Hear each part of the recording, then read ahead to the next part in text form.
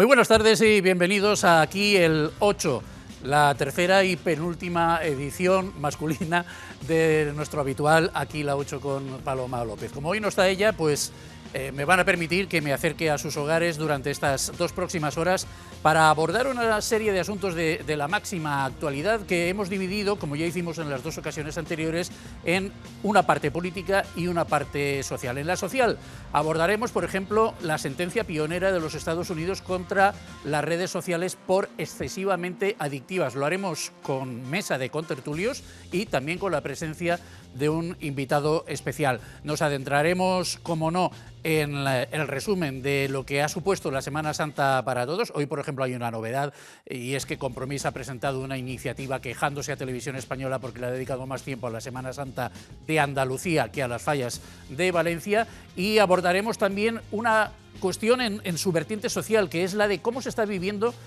todo el jaleo de la guerra y lo que no es la guerra en el interior de Irán. Contaremos con la presencia aquí en plató de un activista iraní que vive en Valencia y nos va a contar las sensaciones de la gente con la que está en contacto en su país. Pero ya saben que lo de Irán tiene también una parte política. Trump ha anunciado un nuevo ultimátum que vence a las 2 de la mañana hora española, que puede hacer que acabe la civilización en Irán, según sus palabras, en las próximas horas, a lo largo de la noche, y eso lo abordaremos con nuestros contertulios políticos, igual que, lógicamente, nos tendremos que ocupar, porque es otra de las grandes noticias del día, del inicio del caso Koldo. Ayer fue el caso Kitchen, no Kirchner, sino Kitchen, y hoy el caso Koldo. Los dos empiezan por K, curioso. Ha ido a declarar el hermano del antiguo Aizkolari y ha declarado que fue un par de veces a la sede del PSOE en la calle Ferraz y se llevó dinero metálico, y ha ido a declarar Jessica Rodríguez, la amiga de José Luis Ábalos, a la que le han preguntado directamente si es prostituta y ella ha dicho que no, que es dentista y colegiada. Bueno, pues de esos asuntos y de algunos otros más nos vamos a ocupar a lo largo de la tarde, con la presencia de numerosas personas. También, que no se me olvide, vamos a rendir homenaje al maestro García Asensio, al que homenajeará la Casa de Valencia en Madrid el próximo fin de semana. Ya digo, con muchos protagonistas, con muchos contertulios y con muchos invitados que nos van a aportar todo su saber acerca de las cuestiones que les vamos a preguntar. En primer lugar, don Pablo Roseta, muy buenas tardes. Muy buenas tardes. Doña Isaura Navarro, buenas tardes. Y don Javier Domínguez, buenas tardes. Muy buenas tardes. ¿Lo de Koldo empatará a lo de ayer del caso Kitchen o no? ¿Es para empatar o no? No es una cuestión de empatar, ¿no? La corrupción es un cáncer al que todos debemos de enfrentarnos. Yo creo que entraremos luego en matices, sí. ¿no? Y en las diferencias entre algo que sucedió hace 14 años y que afectaba a una financiación irregular de un partido, y lo que estamos y el caso Koldo, que es algo que estamos hablando de anteayer, ¿no? Isaura. Bueno, precisament una de les qüestions que estan damunt la taula és que no és raonable que n'hi hagi un juí ara d'una cosa que va passar fa 13 anys. Perquè ahir n'hi ha un problema, la justícia ha de ser molt més immediata i d'aquesta manera se resolen millor les coses, i la justícia és justícia quan és ràpida i és eficaç, i no quan passa 13 anys després. En canvi, efectivament, el cas Koldo és ara de major actualitat perquè va passar fa poquet temps, però en qualsevol cas el que demostra és que n'hi ha trames de corrupció en grans partits que hem de frenar. Javier. A mí me produce una gran tristeza, uno, porque lo que estamos juzgando es cómo una tragedia como fue la pandemia se convirtió en un negocio. No es que me sorprenda, porque en la historia la gran epidemia de peste negra que asoló Europa y por supuesto España también fue un gran negocio para otras personas, todas fallecidas, lógicamente, y me produce una tristeza especial porque uno de los imputados que se sientan en el banquillo sea valenciano y haya sido concejal en esta ciudad.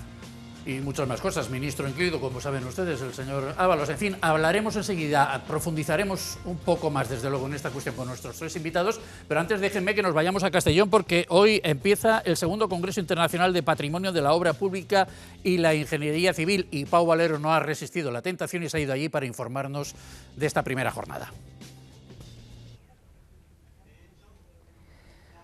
Bueno, pues nosotros estamos en esta segunda edición, y para hablar estoy con el presidente del Colegio de Ingenieros de Caminos, Miguel Ángel Carrillo. Primero, gracias por recibirnos. Un placer atenderles y además hacer un poco difusión de este segundo congreso que para nosotros tiene tanto valor. Pues eso, vamos a hablar de esta segunda edición. Pues esta segunda edición sale con un ligero retraso por motivo de la Dana y todas las consecuencias que tuvo. Pero bueno, la estamos celebrando este año con todo el esplendor que hemos podido y damos una parte importante precisamente a recuperar ese patrimonio afectado por la Dana. El mensaje es construir el paisaje, recuperar el patrimonio, reactivar el turismo. Qué importante es también hacerlo en la Comunidad Valenciana. Bueno, en la Comunidad Valenciana tiene un atractivo turístico ya enorme, pero lo que queremos es que el patrimonio de las obras públicas sea también otro motivo de incentivar el turismo en general y en este caso en la Comunidad Valenciana. ¿Qué nos espera por delante? Hoy la primera jornada, que es un no parar, pero mañana más. Sí, hoy celebramos la jornada en Castellón, pero mañana y pasado estamos en Valencia y terminamos en Alicante. Recorremos las 3 capitales de la Comunidad Valenciana, pero además recorremos también obras de las 3 provincias. No solamente nos centramos en el día a día en la propia ciudad, sino que también hacemos un recorrido por obras. Bien, pues muchísimas gracias por ese trabajo que hacéis. Es un placer, la verdad es que para nosotros, ya digo, es un placer y es un placer estar en la Comunidad Valenciana. Bien, pues gracias. Gracias. Muy bien, pues muchas gracias, gracias Pau. Nos quedamos con nuestros contertulios. Estábamos hablando del caso Koldo. Decían ustedes, o me ha parecido a mí entender, que en términos generales no se puede comparar lo de ayer con Kitchen y lo de hoy con Koldo. Lo de hoy, desde luego, es mucho más actual. Ya hemos contado algunas de las cosas destacadas que se han dicho esta mañana en la primera sesión del juicio. El hermano de Koldo reconociendo que ha ido a la sede de Ferraz a recoger dinero en metálico un par de veces, y la famosa Jessica reivindicando su profesión de dentista colegiada. Aún así sí que ha reconocido que todos los gastos los pagaba, sus gastos los pagaba Ábalos, aunque fuera por persona interpuesta, y por ahí es por donde están circulando estas primeras horas de juicio, por ahí, y porque también se han resuelto algunas cuestiones preliminares, como por ejemplo rechazar la petición del PSOE de que tuviera que intervenir también en el juicio María Dolores de Cospedal y algunas otras cosas. En fin, ¿qué es lo que más les llama la atención de estas primeras cosas que sabemos del caso Koldo en los tribunales? Yo lo que creo es que evidentemente estamos hablando de 2 cuestiones completamente diferentes, pero que yo creo que finalmente además va a acabar fusionándose toda la cuestión de Koldo Ábalos acabará en una deriva para demostrar que en el Partido Socialista, yo estoy convencido de ello, ha habido financiación ilegal, igual que la hubo en el Partido Popular. El Partido Popular de hoy nada tiene que ver con el Partido Popular de hace 13 años, ¿no? En cualquier caso, eso no exime de responsabilidades, pero el Partido Popular asumió las consecuencias de lo sucedido. Hubo una moción de censura en la que se consiguió que el actual presidente del gobierno, tras un alarde por parte de Ábalos con respecto a cuáles eran los motivos para presentar esa moción de censura y para acabar sacándola, que era la corrupción en el Partido Popular. A partir de ahí, ¿en qué estamos en estos momentos? En estos momentos se está juzgando o están en tribunales la cuestión de las mascarillas, ¿no? Vergonzante por cuanto evidentemente un drama ya no europeo o español, sino global. Ha habido gente que ha ganado mucho dinero. En cualquier caso, las tendencias son tendencias. Cuando descubrimos o cuando se va viendo, siempre desde la presunción de inocencia, que como sabéis yo siempre llevo al máximo grado posible. Se presume que existe, sí. Es que debe de ser así, ¿no? Pero desde luego hay comportamientos y actitudes que nos hacen pensar y considerar que evidentemente esto no es algo que ha afectado a 2 o 3 personas, que además en el caso del ministro estamos hablando de la mano derecha de Pedro Sánchez durante muchos años, alguien que además sacó y que volvió a incorporar a sus listas por la provincia de Valencia y que potenció de un modo clarísimo. Por lo tanto, es difícil pensar que recorriendo España a 4 en un Peugeot. Y, quiero decir, es difícil como ciudadano entender o pensar que verdaderamente esto han sido 4 o yo 2 o 3. Lo he dicho alguna vez, insisto, Peugeot debería... 2 o 3 listos y 2 o 3 sinvergüenzas, ¿no? Es complicado. Contra algunos ocupantes por la fama que le están dando. No, però, Isaura, sí que s'ha... Bueno, una de les opinions més esteses avui és que este és el primer juí al sanchisme. ¿Vostè està d'acord? Jo, lo que vull que s'entenga, que me pareix molt important, són la necessitat de tindre mecanismes per a lluitar contra la corrupció. Perquè avui estem parlant de 2 casos. Uno, efectivament, de les mascaretes, que és uno més. Perquè les mascaretes n'hi ha hagut diversos. I, a més, alguns, malauradament, que han quedat en no res, que jo me pareix increïble això, perquè n'hi ha gent que s'ha fet milionària gràcies als contractes de les mascaretes. Jo, que era responsable de salut pública en el moment de la pandèmia en la Generalitat Valenciana i que em vaig passar 7 dies a la setmana, 24 hores treballant, en molt de patiment per a salvar vides de la ciutadania, per a aconseguir el material sanitari, en contactes directes amb la Guàrdia Civil, enviava a la Guàrdia Civil a buscar ací i allà quan me diuen que n'hi havia mascaretes. Bueno, va ser una cosa tremenda per a que el personal sanitari tinguera la protecció. Al final, quan vingué l'avió de les mascaretes que enviarem al director general de farmàcia per les mascaretes, que no n'hi havia manera, perquè moltes empreses oferien contínuament portar les mascaretes, però després els avions no arribaven, la cosa era tremenda.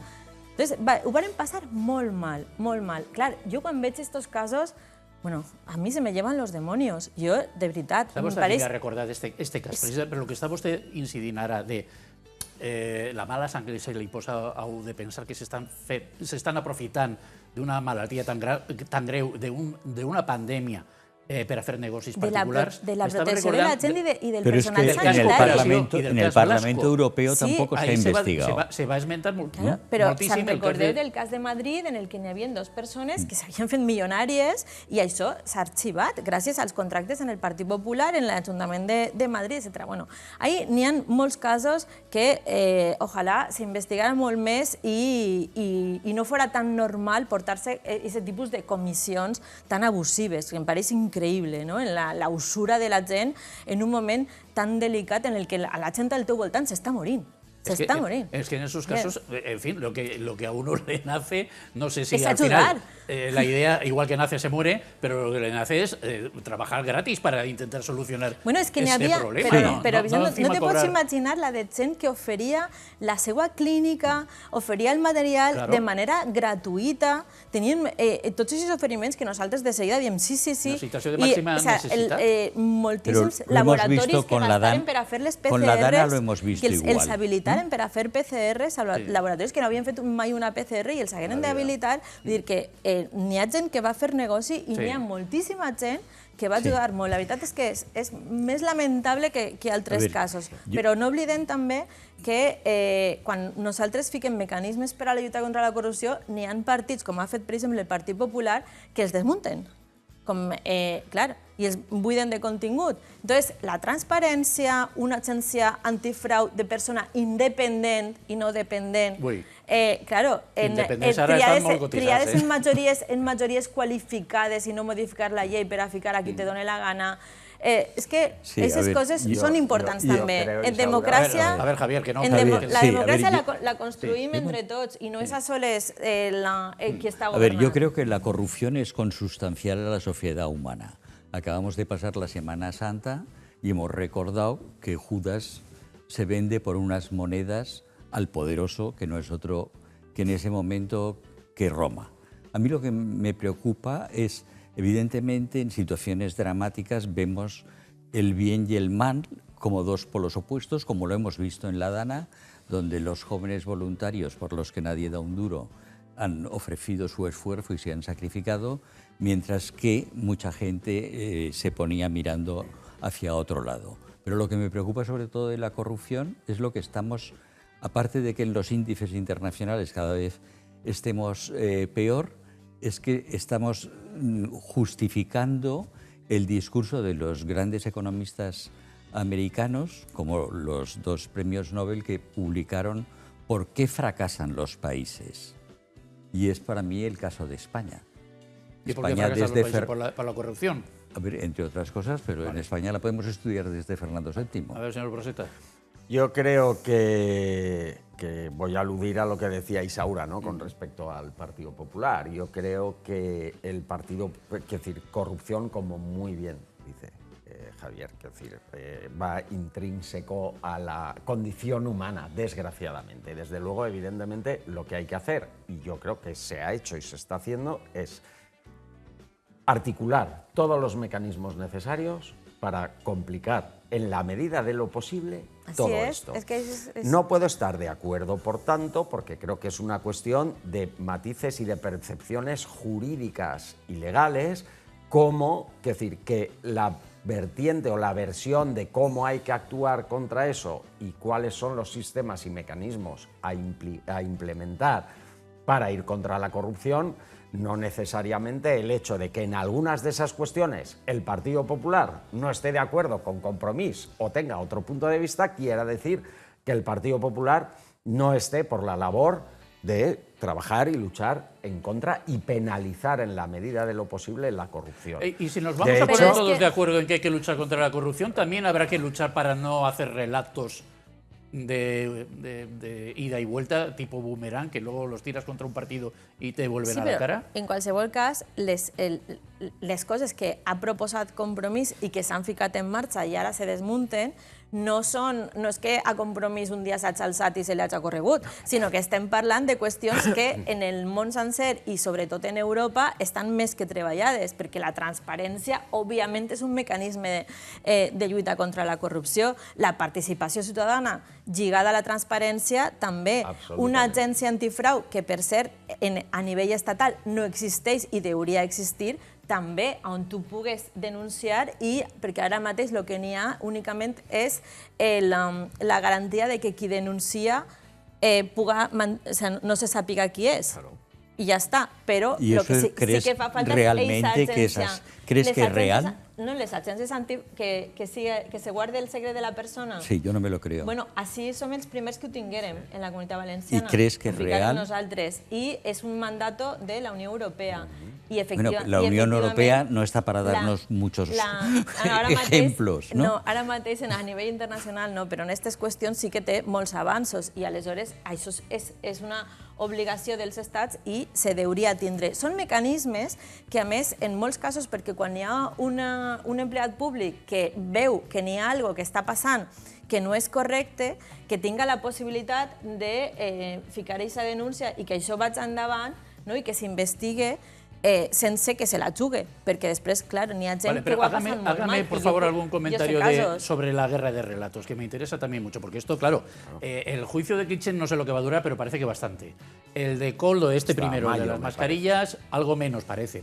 A ver, yo creo que la y enseguida vendrá el del hermano de Pedro Sánchez, sí, el del músico, que es a finales de mes, y después vamos a ver qué pasa con Begoña Gómez, con La Fontanera, con el caso de presunta financiación irregular del PSOE, después de lo que ha dicho el hermano de Koldo hoy, no sé bueno, si eso... cuando hay personas que han asegurado en sede judicial que llevaron bolsas con 45.000 euros en cada una a la sede del Partido Socialista. Con todo este panorama, yo veo que están los dos grandes partidos a toda máquina a ver cómo alargamos más el caso del otro, cómo acortamos el nuestro.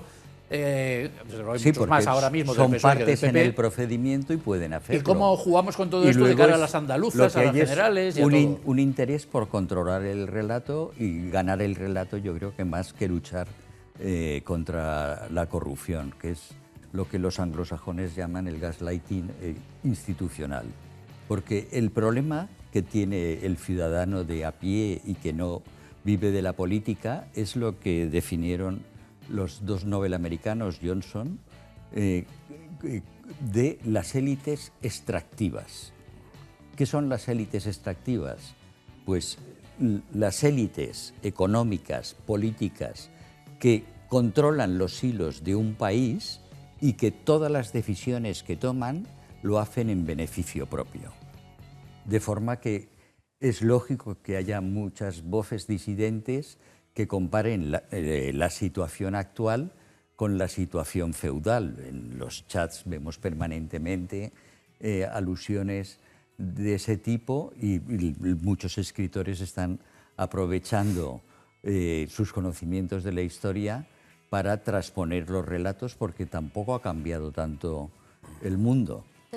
Si me permitieses, en el cas de la trama de Kitchen, ahí lo que n'hi ha és el benefici del Partit Popular i mantindre el Partit Popular en el seu finançament completament il·legal, la llibreta de Bárcenas... El jutge ja ha dit que Sí, no. en por qué fracasan los países, las élites son partidos, organizaciones... El ministre d'Interior, que era la mà dreta de Zaplana... ¿De Zaplana o de Rajoy? No. ¿De Zaplana? De Zaplana cuando Zapatero. Ah, de Zaplana cuando Zapatero. Sí. Claro, i no sé. Recordem també Zaplana condenat per corrupció. Vale? Este ministre i el seu número 2, que serà diputat del Partit Popular també, i que tenen tota una trama en la que, a més, el que busquen és la destrucció de l'esquerra, perquè estan darrere inventant-se casos contra Podemos, tenen diputats tant de Compromís com de Podemos en els telèfons, estan escoltant-los, etc. Vull dir que n'hi ha molt més que el que està dient ara en este cas. És que les cloacas de l'Estado con el Villarejo i la Cospedal destruint els ordinadors, etc., tenen molta història. I tot això és per a mantenir el Partit Popular en el poder. Cuidado.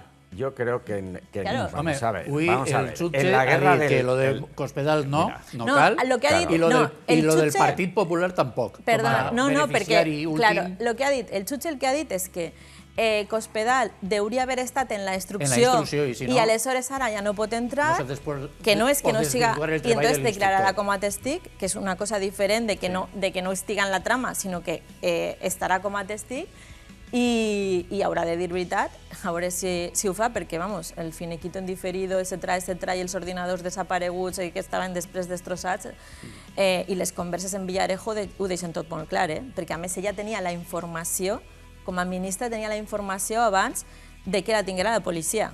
Bueno, És que n'hi ha molta tela ahí. señor Groseta, y cambien de tema. Yo creo Tenemos que antes la que guerra del relato del y tú más Sí. en estas cosas, A mí es ¿no? que como Quiero periodista decir, me fascina esto. los que hemos tenido la oportunidad de trabajar durante casi 3 años en relación directa con la Unión Europea y hemos tenido la ocasión de comprobar las diferencias, los diferentes parámetros por los cuales se trabaja en la Unión Europea. Quiero decir, de hecho, nos damos muchas veces de la mano, Partido Socialista, Partido Popular, porque finalmente se busca el bien común. ¿Qué ocurre? Eso en Europa. Sí, sin En ningún España género no. de dudas. Pero también es la lucha, este tipo de lucha Bueno, sucede es que también en en realidad Alemania. el govern y de sucede en Europa Francia. es conjunt. Claro, y sucede en Italia. ¿Por qué? Pues porque yo cuando entré en política hace ahora 3 o 4 años, a mí una de las cosas que se me dijo es que fuera del gobierno en política se pasa mucho frío. Es decir, por tanto, hay una predisposición a agarrarse a esto como a un clavo ardiendo. Es decir, hay mucha gente en política que no tiene vida fuera de la política, porque no la ha tenido nunca y no la ha trabajado.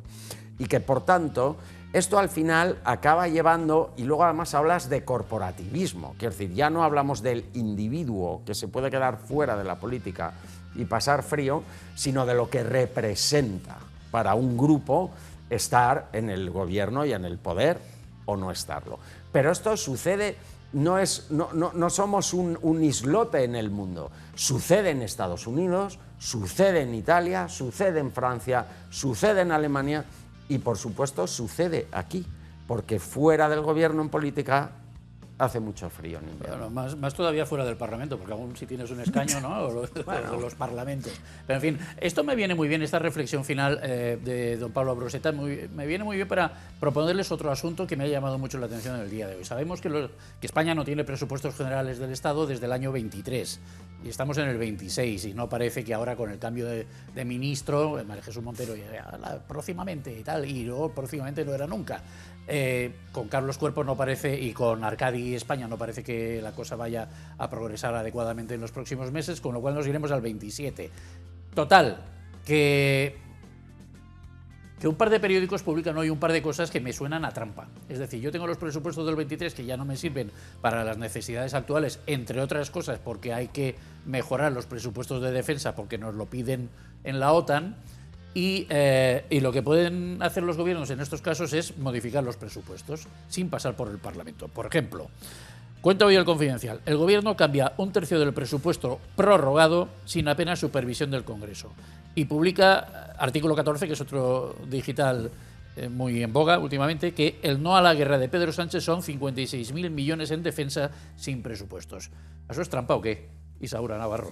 Això passa a tot arreu. És molt normal, inclús tenim pressupostos, n'hi ha modificacions pressupostàries. Però una cosa són te dic, este any... modificacions perquè hi ha una dana o perquè hi ha una cosa... No, te dic, este any, per exemple, s'ha duplicat el pressupost per a la sanitat privada i se lleva de la sanitat pública a la sanitat privada per a concertar més en la sanitat privada. I això ho ha fet Marciano, el conseller de Sanitat. En educació s'ha llevat de l'educació pública i s'ha ficat en la concertada. Això se fa al llarg de l'any, és prou normal anar alterant. Òbviament, si no has aprovat els pressupostos, tindràs més alteracions de les partides, perquè, clar, ja no responen al projecte de fa diversos anys. El més normal seria tindre pressupostos. I el que tampoc és molt raonable és que tindre un bloc d'oposició en el que no pots negociar absolutament res i que te diga a tot que no. Jo crec que Pablo estava parlant d'això, en Europa, efectivament, això seria impensable perquè n'hi ha, al final, el bien común, el bien del Estado, etc. i s'arriba a acords, i a més la votació de pressupostos, a banda de la votació global, al final vas votant esmena per esmena i partida per partida. Vull dir que pots votar coses a favor i coses en contra. Però el bloquejar d'aquesta manera la dinàmica d'un país, jo crec que és... Però qui, l'oposició o el govern que no presenta els pressupostos? És que el govern no presenta pressupostos... Perquè jo recordo pressupostos... que estava que el Partit Popular estava bloquejant el Consell General del Poder Judicial, que era un mandament constitucional, i ara estan fent igual. Claro, però és que s'està votant en contra inclús de les ajudes a la dana. Vox, per exemple, vota en contra absolutament de tot, inclús les ajudes a la dana. Els reals decrets d'ajudes. Vull dir, estem en una situació de paràlisi que no és raonable, i precisament el Congrés dels Diputats, que ha de ser l'espai del diàleg, escolta, pues les lleis han de poder ir endavant. Yo creo que es evidente que en Europa von der Leyen está gobernando con el apoyo de los dos grandes partidos, que son el Partido Popular Europeo, que, bueno, hablando en clave nacional, de PSOE-PP. Aquí, evidentemente, los cocineros de ambos partidos deben entender que tienen más rédito si fomentan la polarización y la discrepancia y destacar lo que nos separa más que lo que nos une.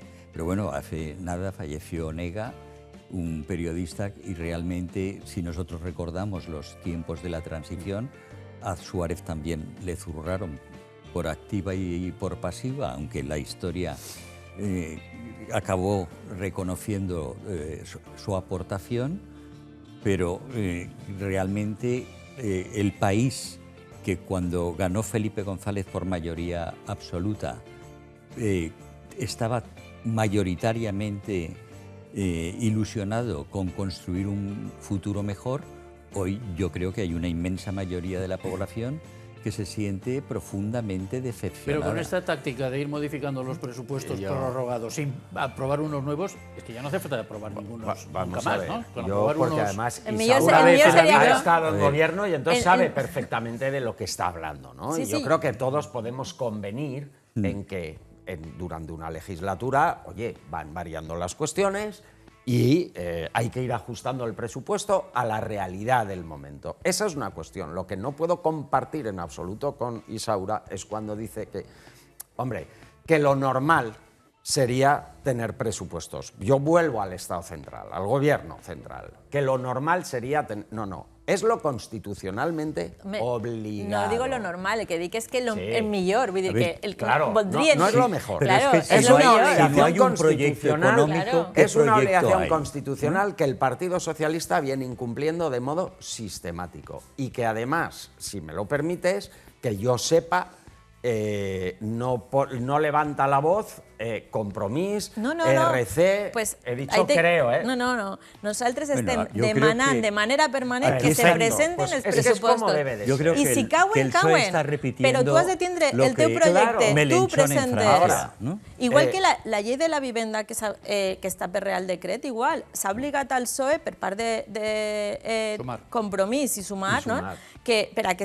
Claro. s'aprovara. Si ara la Pero si tumben, en pues ya vivienda cadascú se retrata. no se hace Si nada. tú- Que ya mira, cadascú se retrate si- y ya está. Si nos queremos Claro. ir, por ejemplo, a la alta velocidad, por ejemplo, quiero decir, ya hay estudios que dicen que lo de Adamuz, lo que está pasando con a Barcelona, etc., todo lo que es el mantenimiento de esas infraestructuras, sabemos que se ha liberalizado el mercado, con lo cual tiene mucho más tránsito, que en presupuestos se está manteniendo el mismo presupuesto de hace 4 años con muy leves incrementos, cuando el material, El coste es mucho mayor. el coste de producción, hasta si te vas a reformar la cocina o el baño en casa, no Sí. vale lo mismo el alicatado hoy de lo que valía hace Nada, 4 nada. años. Ni lo que valía hace Desgraciadamente. 6 meses. ¿Vale? Por lo tanto, quiero decir, no debemos consentir ni aceptar que el hecho de que unos presupuestos de hace 3 o 4 años se van adaptando a la normalidad, a la situación actual,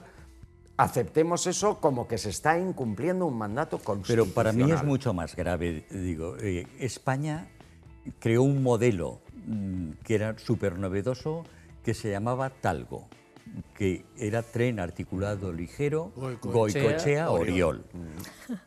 Dos ingenieros No voy a españoles. sentir- lo saben no voy a sentir No, a ver eso. que somos mayores. Sí, sí. No, lo mismo que tuvimos a un ingeniero como Isaac Peral, que inventó el sumergible, tuvimos a Ricardo de la Cierva, que dio un avance inmenso en aviación, y si el país hubiera creído en su gente emprendedora y en sus ingenieros, hubiéramos sido una potencia tecnológica. Y siempre vamos a remolque. ¿Del AVE hay algo español, aparte del dinero? No sé, pero estamos exportando a Arabia No, y a otros pero sitios. digo que Sí. el Claro, drama, habrá. que Sí, el sí, drama de sí España que- es mucho más profundo, y el que no haya presupuesto no hace más que destacar la incapacidad de la clase dirigente por llegar a acuerdos y de construir un proyecto. No somos Bueno, capaces desde mi ni en perspectiva, ponernos de acuerdo. Representa la irresponsabilidad manifiesta de tener un gobierno que, aunque parlamentariamente tiene la mayoría y por tanto es un gobierno legítimo, absolutamente legítimo, ¿vale? Pero que evidentemente se ve ante la real imposibilidad. En muchos casos, los presupuestos, entre otras cuestiones importantísimas, junto a muchas otras, se ve ante la imposibilidad real y manifiesta de poder gobernar desde esa perspectiva de trabajar para el bien común. Por tanto, lógicamente, desde mi perspectiva, lo que se debería hacer sería dar, quiero decir, de entrada creo que algunos de los socios de este gobierno deberían de decir, hasta aquí hemos llegado. ¿Qué ocurre? Que fuera de la política Hace frío. hace mucho frío en invierno y también en verano seguramente. Hace mucho frío. Porque no tiene hay determinados apoyos al gobierno de Pedro Sánchez que desde una perspectiva lógica, racional y razonable, desde una perspectiva política meridianamente normal, si se me permite, si yo aplico la normalidad a lo que yo pienso que no tiene por qué ser compartido, es absolutamente inconcebible e inaceptable. Pero esto, a ver, que nos vamos a publicidad, que tenemos que hacer una pausa rapidita, pero antes les pregunto, el no presentarlos el gobierno es por miedo a perder la votación, pero ellos han perdido muchas votaciones en otras muchas cosas. Hombre, pero hay ¿Qué tiene rangos, de particular perder la votación No, de los hombre, presupuestos? hay Sería rangos. causa de disolución.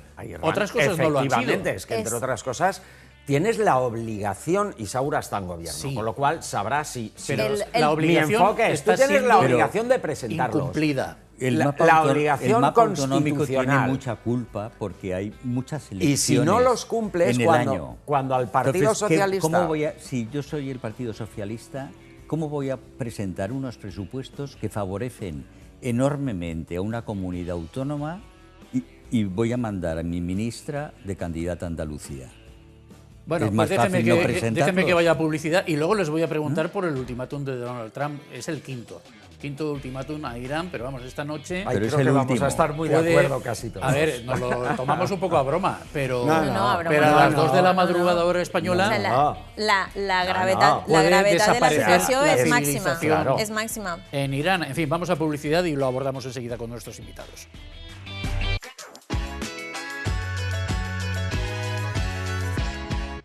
Pues aquí estamos en Aquí el 8 con Javier Domínguez, con Isaura Navarro y con Pablo Broseta en esta primera mesa de análisis político que estamos dedicando en directo a la actualidad de la jornada, que pasa por ese quinto ultimátum de Donald Trump a los líderes de Irán, que van cambiando.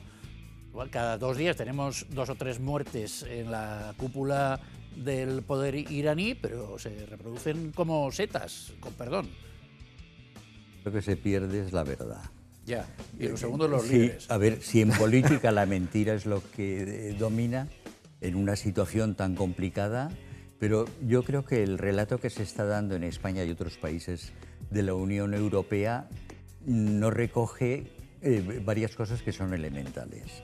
O sea, ridiculizar a Donald Trump es lo mismo que pueden hacer los ingleses ridiculizando a Sánchez con la camiseta y diciendo que tenemos 22 millones de trabajadores. Exactamente igual lo pueden hacer, y de hecho yo he visto las fotos del euro con la cara de Sánchez diciendo, en prensa británica, diciendo que su ambición es usurpar la corona o proclamar la república como presidente. Digo, todo eso es para mí anecdótico. Trump no es el que decide solo, lo mismo que no es Sánchez. Y detrás hay un equipo económico importante, y todo esto yo estoy convencido, por lo que dice la prensa americana, que el problema es recolocar su país en una mejor posición para competir con Y China. todo esto sería para eso. Bueno, A ver, no creo que le importe per se un pimiento. yo a creo Donald que Trump. todo dependerá de la tipología de prensa americana que uno lea, porque hay Sí. prensa americana muy crítica con Donald Hombre, Trump. evidentemente Quiero decir, toda la quiero decir, demócrata. absolutamente. Quiero decir que quizá esto es como volviendo yo ya esta mañana, quiero decir, en la vida yo creo hay que intentar informarse desde los distintos puntos de vista, ¿no? Bueno, pero Yo Pablo, oía hoy, ¿la hoy- guerra es oía económica hoy o tiene en otras la cadena SER, motivaciones? por ejemplo, diciendo que, hombre, que ya ha pasado las fallas, la Madalena, la Semana Santa, no sé qué, que a ver qué se saca ahora Juan Fran Pérez de Orca con el tema de los presupuestos. Y dices, hombre, me lo está diciendo usted que llevamos 4 años sin presupuestos Pero eso que tiene que ver generales. con Trump. Que- Pero eso que tiene que ver Nada, con Trump. Trump, vamos a ver, la cuestión, Trump, Pero está muy pero, claro, Pablo, cuando desde el momento que uno ha emitido, ha variado el deadline en 5 ocasiones, donde en el inicio era vamos a acabar con el régimen de los ayatolás, que martiriza a las mujeres, a los gays, etcétera, etcétera, a que todo lo que hemos ido viendo, pues al final mi posicionamiento al respecto, yo tengo una muy buena relación con la cónsul de los USA en la Comunidad Valenciana, pero este hombre es un trastornado mental peligrosísimo que debemos de tener en cuenta, además, que no es que tengamos uno, es que tenemos varios, porque entre Trump, Ya. entre China y entre Putin, es decir, la situación, el derecho internacional, que yo estoy seguro que Isaura y yo defendemos, vamos, Pero Pablo, vamos. ¿la motivación Quiero de decir, la guerra es económica o no? Yo creo que es fundamentalmente, mi opinión, es política, y en el caso de Trump nunca puedes dejar Pero de vamos a lado ver, la cuestión económica. 2 cosas muy concretas para que no se nos vaya el tiempo y al final Pero- las dejemos en el tintero. Una, hay 2 corrientes de opinión, entiendo yo, sobre el comportamiento de Trump. Una que dice que tiene un plan, que nos va mareando, nos va cambiando para jugar con nosotros, pero que realmente Una tiene un plan. estrategia. Y otro que dice que todo lo contrario, que como le ha salido mal, pues va cambiando de idea dentro de esta campaña en Irán y que es veleta. A ver, y yo que- estaba Bueno, en yo Estados sí- ¿Con cuál de las Unidos dos se quedan ustedes? en varias A ocasiones ver. con la guerra de Vietnam y no veo tanta diferencia en cómo se tergiversa la información en Pero en todas la guerra partes. de Vietnam yo era muy pequeño, pero no recuerdo los Muchas B-52, los bombardeos, el napalm y todo eso, y las canciones de la Creedence Clearwater Sí, Revival, sabían a lo que iban y pero yo no perdieron la recuerdo guerra, que se nadie retiraron. dijera vamos a acabar con la civilización vietnamita y estas cosas tan tremendas de las últimas horas. Bueno, Isaura. a veure, què està passant ara mateix? Per què són ja 5 avisos que després no se fan Sí. afortunadament efectius, mentre Netanyahu està bombardejant el Líbano i ja no mirem cap allà, per cert, i també continua matant gent en Gaza i en Cisjordània. Claro, és que així estan passant moltes coses. I des del primer moment... I els russos en Ucraïna també estan... Des del primer moment, sí, que també, per cert, quan se ficaren les sancions a Rússia pensant que Rússia deixaria d'invadir Ucraïna, i ahí continua. I ahí continua. Perquè és que no s'estan fent bé els càlculs, però en qualsevol cas, a Netanyahu i a Trump els càlculs els té absolutament igual, perquè ells juguen a una altra cosa. I així, qui està dirigint tot, i per a qui està treballant Trump, és per a Netanyahu. Primer està el genocidi en Gaza, que això ha passat davant dels ulls de la humanitat. Això ha passat. I si podia passar això, després se'n va a Venezuela per a quedar-se el petroli i a la gent li pareix fins i tot... Trump té un pla per a Iran. Fins i tot bé. Però, ¿y Europa qué hace? I després, ¿Europa hace algo? mentre passa tot això, està bombardejant el Líbano perquè li dona la gana a Israel, és que és molt bèstia. I ell està generant tot el conflicte en Iran, que això pot canviar tot el panorama mundial. I, de fet, ell està enganyant dient que se va acabar ja. Per què ho fa? Per què fa tots aquests avisos? Per la bolsa. Perquè els Estats Units no té pràcticament indústria, el que té és bolsa. Claro, entonces juguen a baixar y baixar. En 2 minutos a repartir entre los tres. ¿Qué va a pasar esta noche? Entonces, ahora, es que el més normal, i ojalà siga que no passi res. Ara mateix estan fent cadenes humanes la ciutadania en Iran al voltant dels espais que estan amenaçant en bombardejar. Però, mentre, insistic, estan bombardejant el Líbano. I tot això hauria parar-se. I ahí la implicació de la Unió Europea, que efectivament no fa absolutament res, és lamentable. Perquè a Europa tot això no li beneficia, però és que a banda és una qüestió humanitària. Porque ha perdido peso en la escena internacional. Es asesinar a milers de persones. Roseta, su último turno. Yo creo que Trump tiene un plan, pero creo que es un plan que va ajustándose muy bien en función de las necesidades de cada momento. Y esto está demostrado desde el momento en que ha cesado a la inmensa mayoría de los asesores en defensa, en estrategia geopolítica y política, y los ha cesado a todos en los últimos meses porque ponían de manifiesto dónde se iba a meter, dónde nos iba a meter a todos y qué es lo que se iba a producir. Por tanto, yo creo que si va a haber ultimátum o no, mi opinión es que lamentablemente lo va a haber. No llegará hasta el final pero desde luego lo que no se puede permitir de cara a su electorado con unas elecciones próximas en el mes de noviembre es, después de cambiar tantas veces esos ultimátums y poner las condiciones, ir modificándolas tantas veces, es no hacer nada. Yo no sé si será esta noche, mañana o pasado mañana. Perder la guerra yo creo que... Lo que no va a haber es una inversión terrestre porque necesita 2 meses para movilizar... No és veritat això que acabes de dir, No, és que... no la puede perder desde su punto de vista de orgullo, de... No, pero es que... Claro que la puede perder, materialmente la puede perder. Es que la clau d'Iran és aguantar. Pues igual que Vietnam. La clau d'Iran és aguantar. Igual que Vietnam. Que com va passar en Vietnam, efectivament. No, en aquest sentit sí. Jo parlava de que Iran no se pot permetre... Iran està disposat a aguantar. I això suposa una greu crisi econòmica y una greu crisi humanitaria. Bueno, que Roseta, Navarro, Domínguez, muchísimas gracias a los tres por venir una vez más aquí el 8 a discutir de estas cosas que voy a abordar también parcialmente con nuestro siguiente invitado que se llama, bueno, espero decirlo bien, Mohsen Gibeki. Sí, ¿cómo estás? Mohsen, tú eres refugiado iraní en Valencia, ¿no? Sí, a ver, estoy estudiando medicina ahora, pero al mismo tiempo, pasando lo que ha pasado, me dedico a hacer activismo político para la gente de Irán. ¿Te parece que puede pasar algo grave esta noche con el ultimátum de Trump? A ver, hay muchos matices, ¿no? Pero yo no me atrevo a opinar y prefiero esperar a ver, tomar una actitud especulativa, ¿no? Expectante. Ajá. Yo he visto hoy en algunos telediarios nacionales, a mediodía, que, como ya sugería Isaura Navarro en la anterior intervención, hay algunos jóvenes iraníes allí que se están poniendo de escudos humanos delante de centrales térmicas, que se supone que son objetivo también de los israelíes y de los americanos en estas horas. ¿Estos jóvenes tú entiendes que se presentan para defender al país u obligados por el régimen? ¿Cómo valoras ese tipo de iniciativas? Primero que nada hay un matiz muy importante. El matiz es: no hay guerra de Estados Unidos contra Irán, es guerra de Estados Unidos e Israel contra el régimen islámico. Y el que vaya a hacer escudos humanos frente a los centrales eléctricos va a ir a defender al régimen.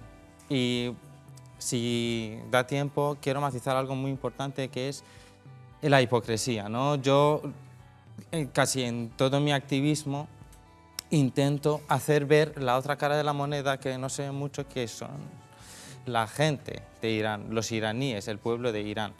Y escuchando a la señora hablando de los jóvenes que están haciendo escudos humanos, Sí. Y preocupándose, a mí me parece una hipocresía grande, que lo que estamos luchando los iraníes fuera de Irán es contra, no mentira precisamente, sino contra hipocresía, porque estoy seguro que la misma gente que está preocupada por el escudo humano en Irán en estos momentos no ha hablado nada de lo que ha pasado hace solamente 3 meses, que el régimen durante 2 días, 5 horas cada día, masacró al menos a 40.000 personas.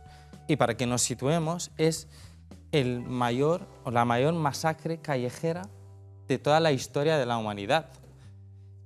Y a nivel víctimas por unidad de tiempo, también es la mayor masacre o el mayor asesinato colectivo después de la Segunda Guerra Mundial. Y estoy seguro que esta gente en ese momento nunca habló, nunca se preocupó por la gente de Irán. Entonces, yo me animo a decir que no es una preocupación por los jóvenes que van al lado de centrales nucleares o centrales eléctricos, sino es una preocupación por el régimen islámico. Esas grandes manifestaciones que había de protesta contra el régimen de los ayatolás antes de que empezaran estas hostilidades, ¿han parado porque hay guerra? ¿O han parado porque hay represión? ¿O han parado por ambas cosas? Principalmente han parado por la represión histórica. La represión sin precedentes. Y claro, si en 2 días masacran a 40.000 personas, al menos que se sepa, porque hay también una falta de claridad, falta de información, cuando el régimen apaga el internet en todo el país. Claro. No sabemos exactamente, pero sí que sabemos con certeza que ha habido al menos 40.000 víctimas. Tú no te atreves a volver a salir a la calle a protestar.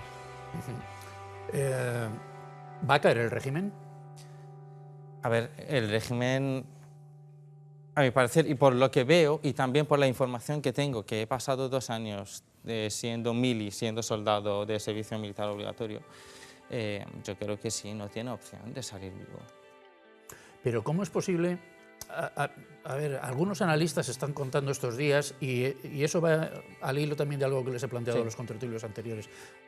Caen los ayatolás, caen los altos mandos del ejército, de la Guardia Republicana, de todos los organismos estatales, van cayendo, pero enseguida son repuestos. Hay una sucesión muy rápida. Es decir, es difícil descabezar este tipo de regímenes porque rápidamente sustituyen a los altos cargos, con lo cual es difícil a su vez que caigan, ¿no? A ver, sí y no, porque la persona que reemplaza a la anterior no es la misma, ni a nivel de reconocimiento entre los fanáticos islamistas de Irán, ni a nivel de poder entre la misma cúpula del poder.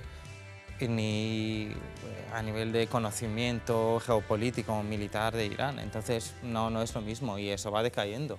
No es solo un nombre o un puesto que esté ocupado, no, es mucho más.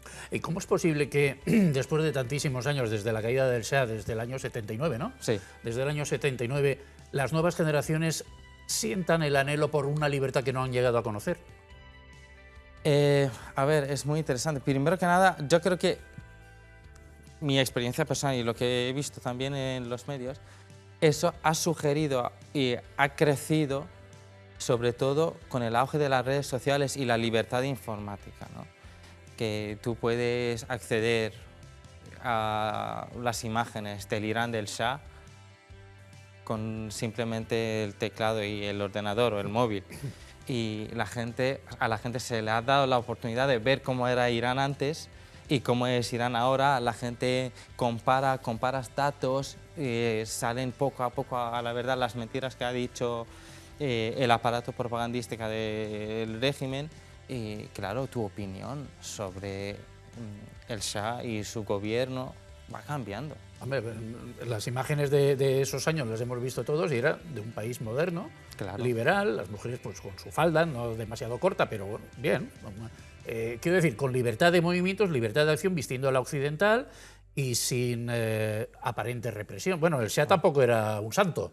Pero vamos, me parece que estos le han hecho bueno, ¿no? No, sí. A ver, yo no entro en el debate de cómo era Shah porque es un debate bastante largo. ¿Tú y crees tiene muchos matices. que el pueblo iraní aceptaría a su hijo? Claro, ¿Sí? claro, sí, ya lo ha hecho. O sea, lo que la gente no cuenta es que todo el tema de masacre y todas esas protestas tan grandes que han habido en Irán, ha sido por el llamamiento del hijo de Shah. Ha sido el único y el primero en llamar a la gente en todas las ciudades a las calles.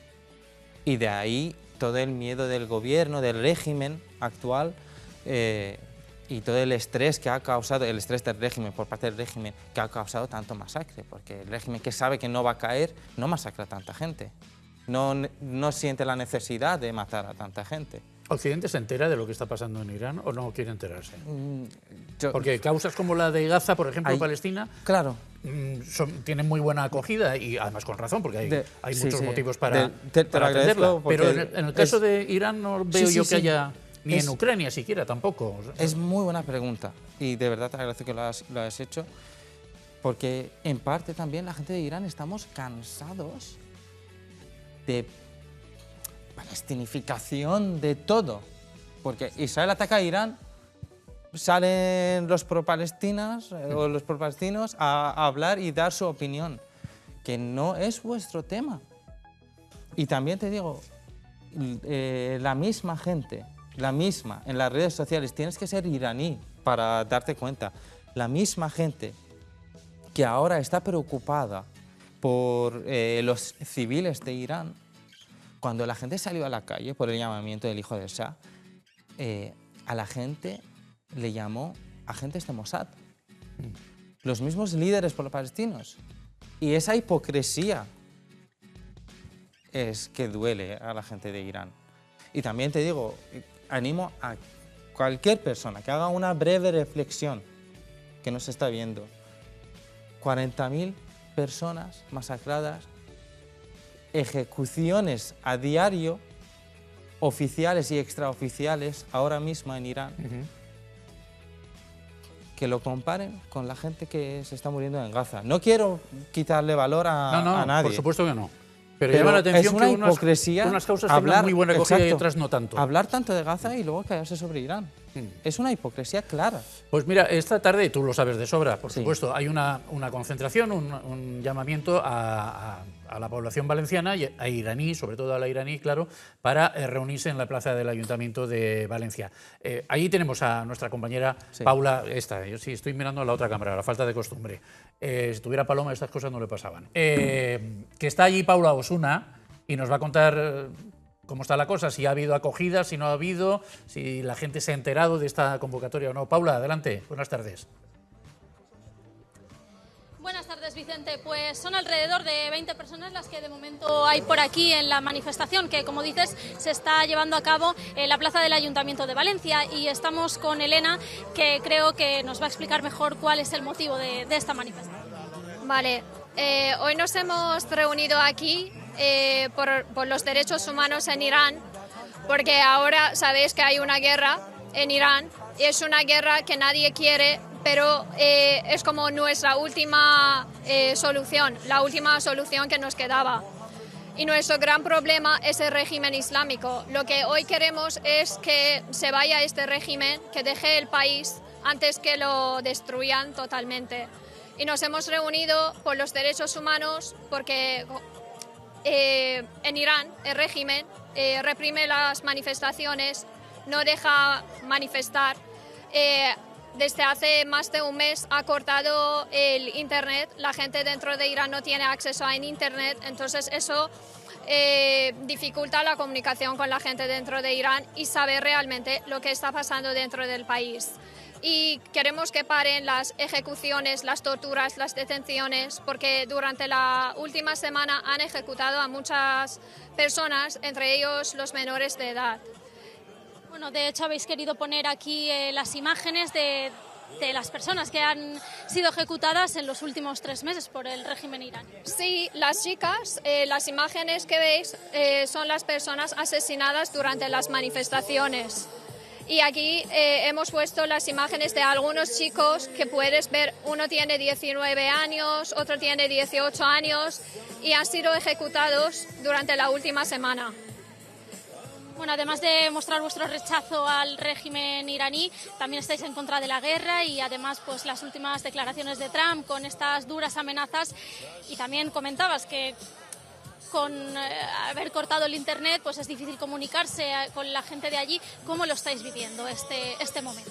Estamos viviendo un momento de incertidumbre porque con el último mensaje del presidente de Estados Unidos no sabemos lo que va a pasar en unas horas. Entonces estamos preocupados por las consecuencias porque el mensaje que ha escrito es terrible. Nos da mucho miedo, pero nos da más miedo el régimen que los ataques de Estados Unidos. Porque si se queda este régimen, los iraníes no pueden vivir en Irán y nos están amenazando a la diáspora también fuera de país para que nos callemos, y no ha venido mucha gente por miedo.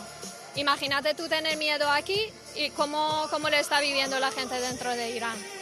¿Cómo creéis que debe actuar Irán? ¿Debe ceder a esas demandas? Sí, porque la mayoría de la gente, tanto dentro como fuera de Irán, ha demostrado que ya no quiere este régimen. Quiere volver a como vivía hasta hace 47 años. Entonces queremos que se vaya este régimen, sí. Pues muchísimas gracias, Elena. Vicente, pues ya lo habéis escuchado, sobre todo el miedo es lo que paraliza a la gente a no salir a la calle y mostrar su rechazo al régimen iraní. Pues sí, así es, Paula. No se puede vivir con miedo, pero desgraciadamente es difícil superarlo en situaciones como esta. Muchas gracias, Paula, por esta conexión estupenda con esta prueba. Oye, magnífica, se expresa casi tan bien como tú, ¿eh? Sí. Os expresáis los dos muy bien. Llevas mucho tiempo, 2 años decías que llevabas aquí en Valencia. No, Más, 5. 5 años. Pues has llegado a dominar el lenguaje. Ya una última cosa, Mosén, hemos visto que la represión del régimen iraní hacia la población está buscando, o parece que está buscando, víctimas que puedan servir para ejemplarizar, por ejemplo, este atleta que el otro día colgaron en Teherán, creo que era. Y algún otro famoso que también ha sido víctima de malos tratos. Sí. Algún Nobel que no puede acudir a su país. Va por ahí, ¿no? Por buscar también gente que pueda tener tirón a la hora de mejorar todavía los niveles de represión. Sí. A ver, es totalmente dirigido a meter miedo a la población. Por ejemplo, te hago un ejemplo. En las últimas ejecuciones en estos días, ha habido un caso que su resolución ha dado 5 sentencias de muerte.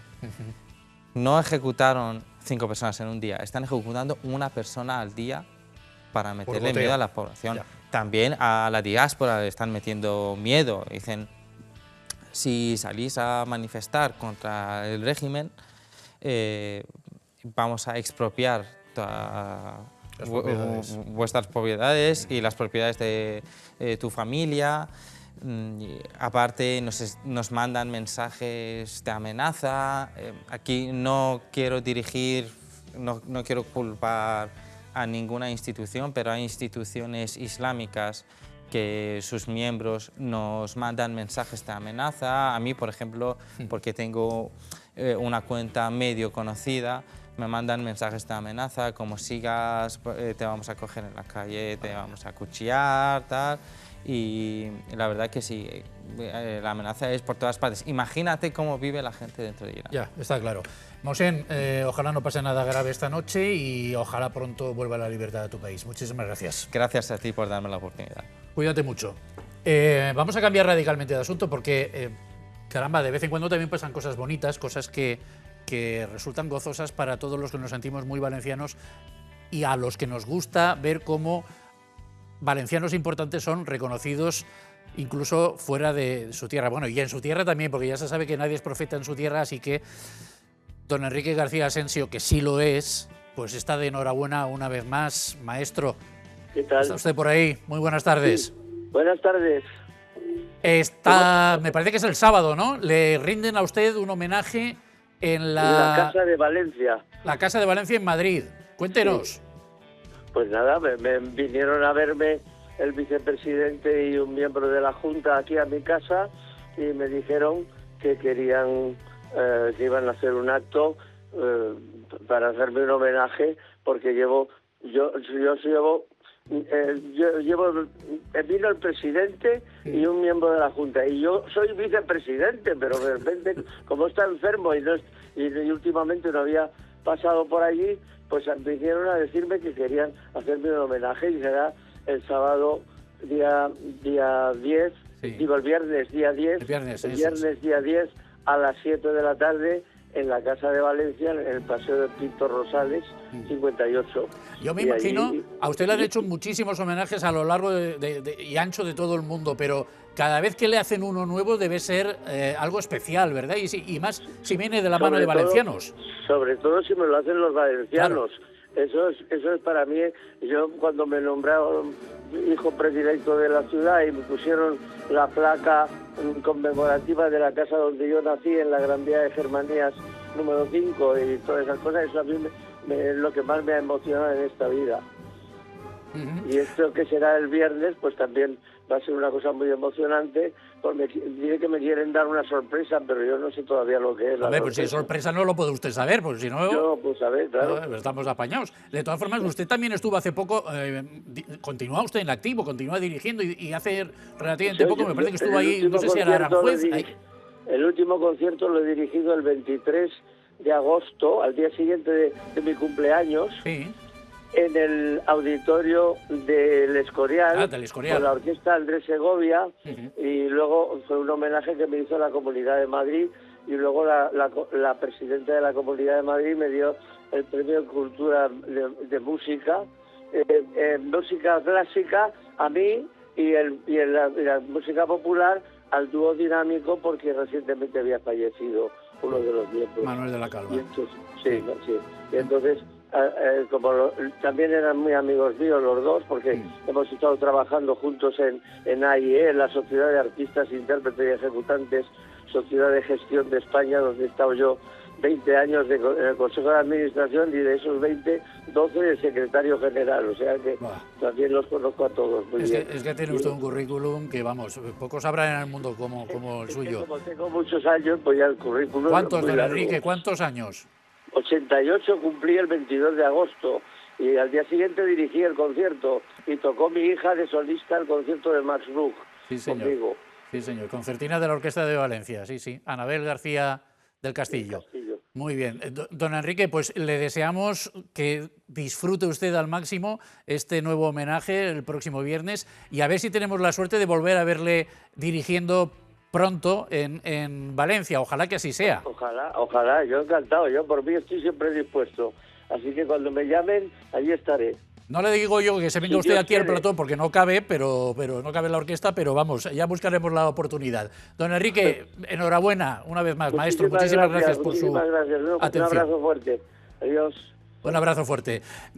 Esto es así, este programa va encadenando una cosa con la otra. Estábamos hablando de guerra, de repente de un homenaje a un valenciano ilustre, y ahora tenemos que volver a donde lo habíamos dejado en la primera intervención de Pau Valero, a Castellón, con el segundo Congreso Internacional de Patrimonio de la Obra Pública y la Ingeniería Civil. Y a continuación hablaremos de la sentencia a las grandes distribuidoras de redes sociales, grandes tenedoras de redes sociales, por hacer algoritmos que incitan a, bueno, que son casi adictivos, excesivamente adictivos. Pero primero la ingeniería y después los algoritmos. Bueno, pues yo ahora os quiero presentar a Javier Machi, que es decano de la demarcación de la Comunidad Valenciana del Colegio de Ingenieros de Caminos. Primero también, muchísimas gracias por atendernos. Gracias a ustedes por bueno, estar aquí. Qué importante, ¿no?, es este tipo de congreso.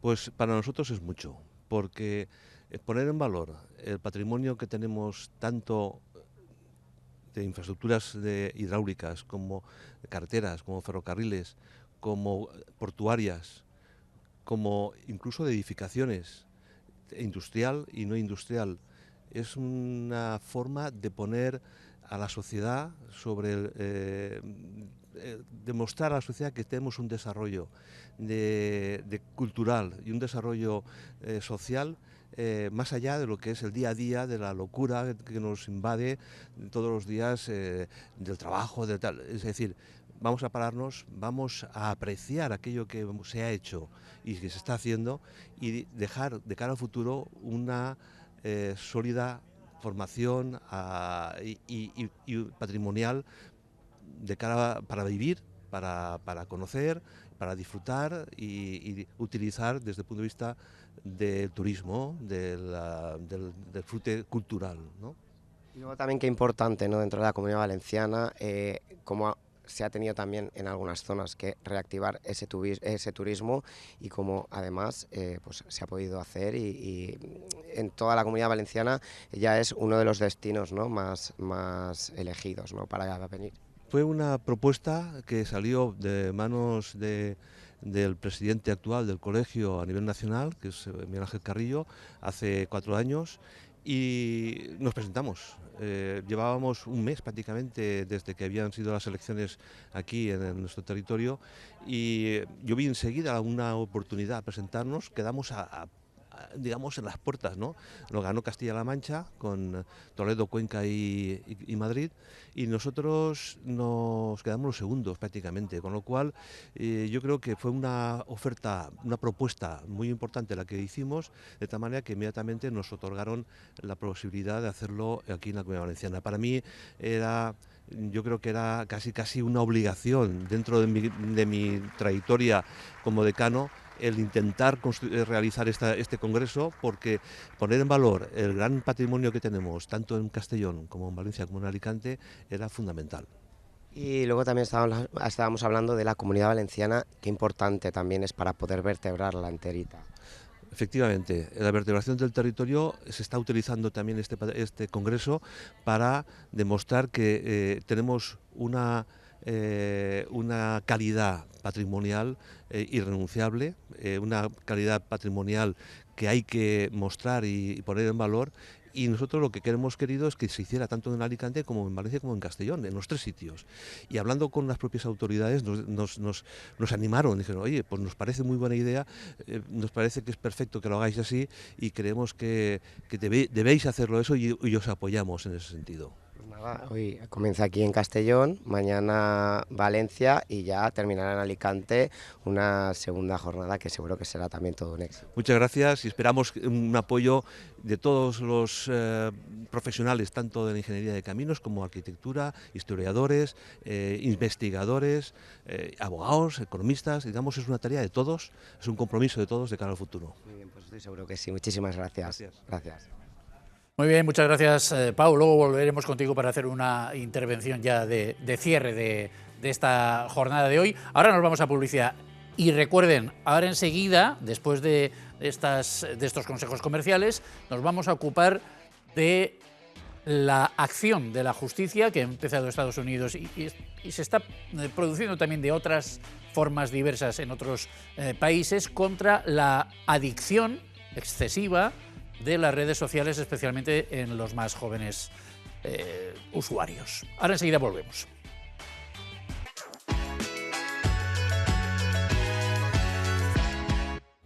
Las 19:44, la prueba de que este programa es en directo, aparte de que yo les haya dicho la hora, es que de vez en cuando pues decimos tonterías, como que las adicciones son excesivas. Es una redundancia, ¿no? Don Adolfo Plasencia, escritor especializado en ciencia, escritor de ciencia. Muy buenas tardes. Muy buenas tardes. Es lo mismo, ¿no? Bueno, no es lo mismo, yo qué sé, siempre caben los matices, pero las adicciones son malas. Son malas. Y las adicciones tecnológicas están barriendo.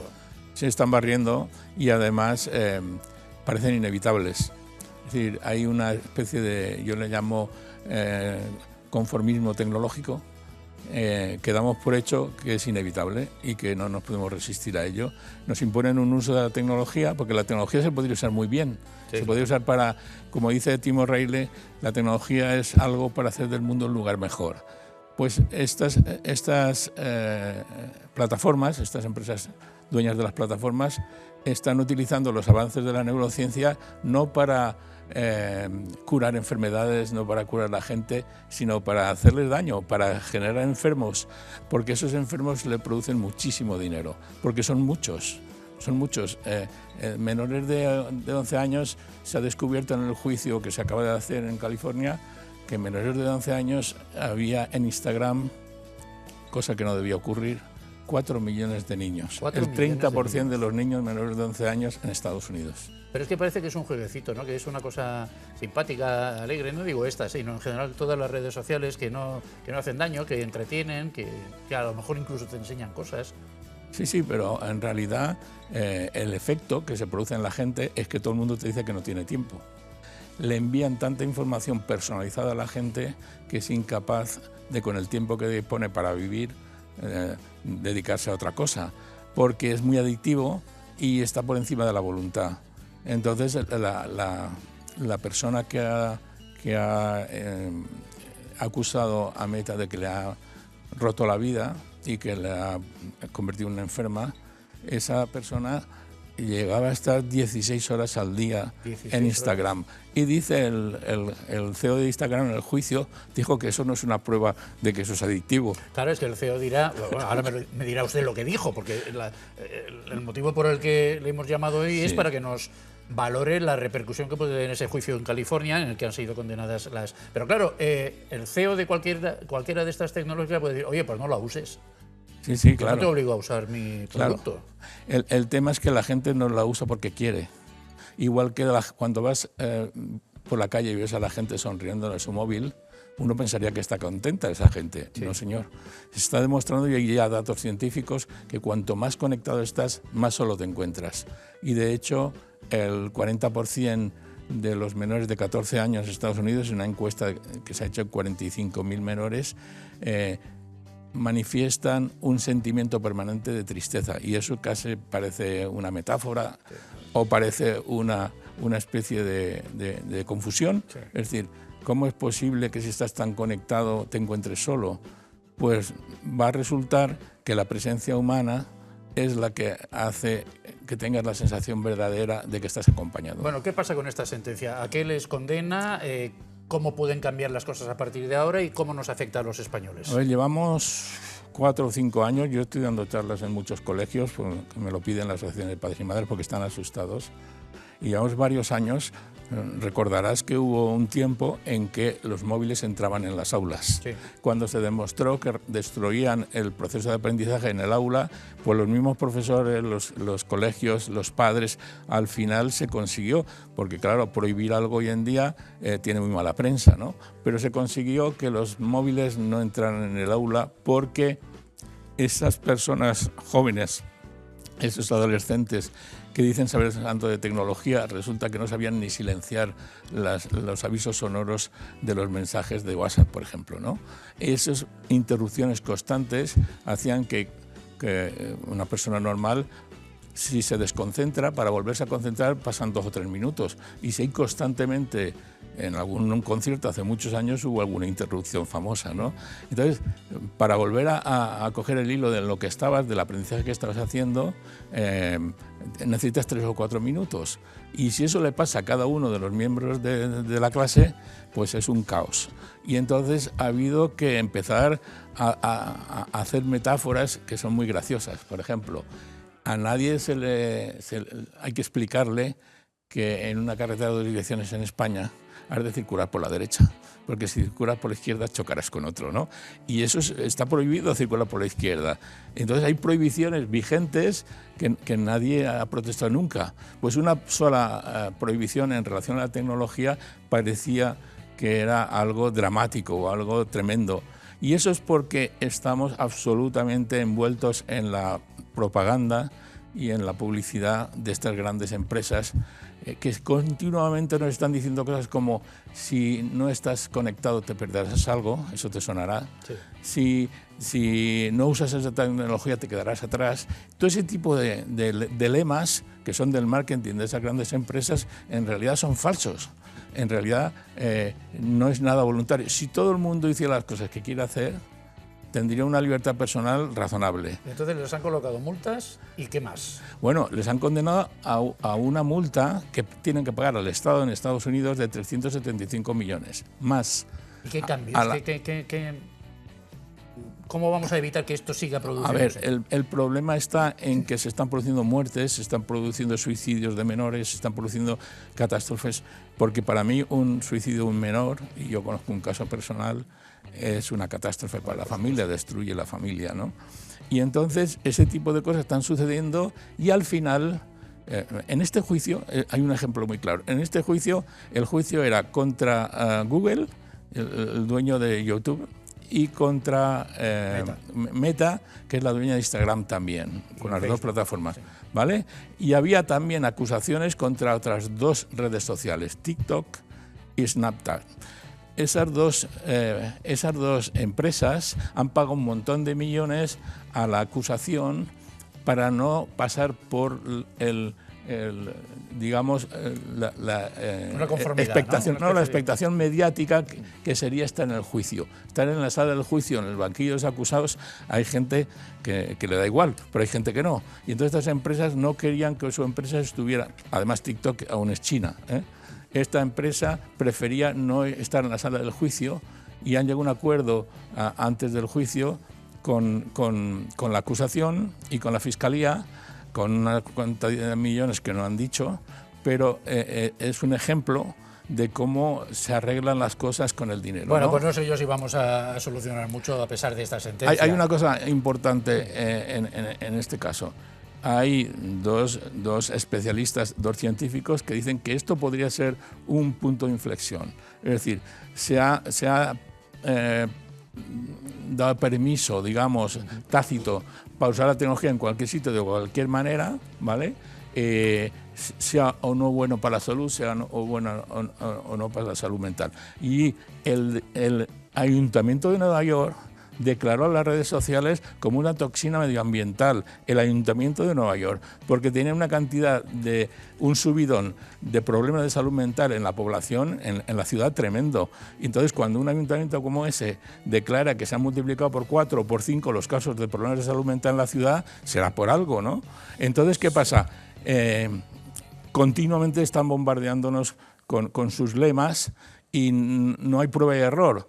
Y hay algunos especialistas en educación dicen que en realidad esta generación, la generación de los nativos digitales, ha sido un conejillo de indias que ha probado tecnologías que no estaban probadas antes y entonces hemos visto lo que les ha pasado a algunos de ellos han fallecido y algunos de ellos tienen problemas toda su vida. Entonces la cuestión es, que no ha habido un laboratorio en el que experimentar estas tecnologías. Porque tenemos conejillos de indias de sobra en relación con forma humana, no hace falta. Entonces, claro, la cuestión es si el asunto de que la exposición a un juicio como ese, que hay 1.500 detrás, 1.500 demandas detrás, y no es un asunto solo de dinero, y entonces empieza a ver los inconvenientes de algunas cosas que tienen estas tecnologías, aparte de que tengan ventajas y que den muchísimo dinero. Solo diré una cosa. Pero breve. Le preguntó el abogado, y la parte de Meta que usted posee ahora mismo, ¿a cuánto asciende? Dijo 300.000 millones de dólares. Ahora pues. Don Adolfo. Gracias. No nos haremos ricos usted y yo, porque encima hablamos más de estas cosas. Don Ricardo Romero, don Arturo Casinos y don Salvador Puigdengolas, muy buenas tardes a los tres. Buenas tardes. ¿Qué les parece todo esto? Es tremendo, ¿no?, lo que nos contaba Adolfo. Tremendo. Pero desde mi punto de vista es un daño colateral. Todo lleva consigo un daño colateral. Es más el beneficio probablemente que pese a que es lamentable una pérdida humana, pero es más el beneficio que nos proporciona la humanidad es mucho mayor que... Pero la humanidad o la deshumanidad, porque es que da la impresión de que esto es una deshumanización. Ya veníamos deshumanizados de casa, ¿no? Nos usan como conejillos de indias, no importa si mueren unos cuantos, porque al fin y al poste ellos eligieron engancharse a este tipo de... Yo, como siempre digo, el contexto. Si tú no entras en el contexto, te pierdes una oportunidad tremenda para comprender el mundo. Y el contexto es el que nos dice que esto ha de ser así. Don Arturo. A mí me parece que si se ha demostrado la culpabilidad, como así parece que es, en las sanciones que se les han puesto, me parecen irrisorias, me parece ridículo, porque eso no les hace ni cosquillas a estas empresas. Ajá. Con lo cual, quiere decir que realmente eso va a servir para algo, dice punto de inflexión. Yo no veo que esto sea tanto punto de inflexión. Yo que me quedo con la sensación de que esto es el capitalismo en el peor de los sentidos, ¿no? La peor de las definiciones del capitalismo es hacer dinero sin importar nada todo lo demás. Don Salvador. No, vamos a ver, aquí hay varios conceptos que son los que tenemos que asentar. En primer lugar, la tecnología no es mala. Lo que es malo es el uso que se hace de la tecnología. Y para que no se haga un buen uso, lo que faltan son normas. Y lo que tenemos es que darnos unas normas para regular qué es lo que se puede hacer y qué es lo que no se debe de hacer. Fundamentalmente, no jugar con la, como decía el experto anterior, con la neurobiología para estimular o generar una serie de estímulos en personas cuyos rasgos de personalidad pues a lo mejor no son adecuados para estar expuestos a esa tecnología. ¿Eso a qué les lleva? Pues les lleva, como en estudios recientes están saliendo, que hay adicciones en España de los jóvenes, entre el 13 y el 20% de la población adictas a redes sociales. En Asia llega al 33%. ¿Y eso por qué es? Porque necesitan ese estímulo, necesitan esa dopamina, necesitan ese scroll infinito, que es una técnica neurobiológica, que lo que hace es que el cerebro esté buscando esa información de manera continua y que no puedan apartarse de los estímulos que tiene la pantalla. Pero esos estímulos a esas personas con esos rasgos de personalidad, pues digamos un poquito más débiles, lo que les genera es una depresión, les genera ansiedad, les genera insomnio y sobre todo viene fundamentado en la baja autoestima o en la pérdida de valores o en la no búsqueda de esos valores que le pueden dar o les pueden hacer relacionarse de manera más natural, no digamos normal, digamos natural, el tú a tú. Ser una persona introvertida con esa capacidad de diálogo o de interacción con el resto de personas que no pueda tenerlo, pues se esconde detrás de una máquina para poder interactuar a través de unas redes sociales generándose perfiles falsos. Simplemente para que se muerde la cola, porque claro, la solución sería que fueran menos adictivas, pero si son menos adictivas hay menos negocio. Y no sé cómo se puede solucionar esto. Pero además de una legislación restrictiva, que podría darse el caso que fuera necesario, y también hay que tener en cuenta otros elementos como son la educación tanto por parte de la familia y después por todo, por el profesorado que puedan tener estos chavales jóvenes, ¿no? Entonces eso quiero decir que es una parte muy importante también. Hombre, se ha empezado no solamente con la prohibición. Por prohibir el uso de los móviles en las aulas. Algunos países están limitando la edad de acceso a algunas redes sociales, pero no sé yo si eso... El problema lo tenemos, como decía, en la educación. Sí.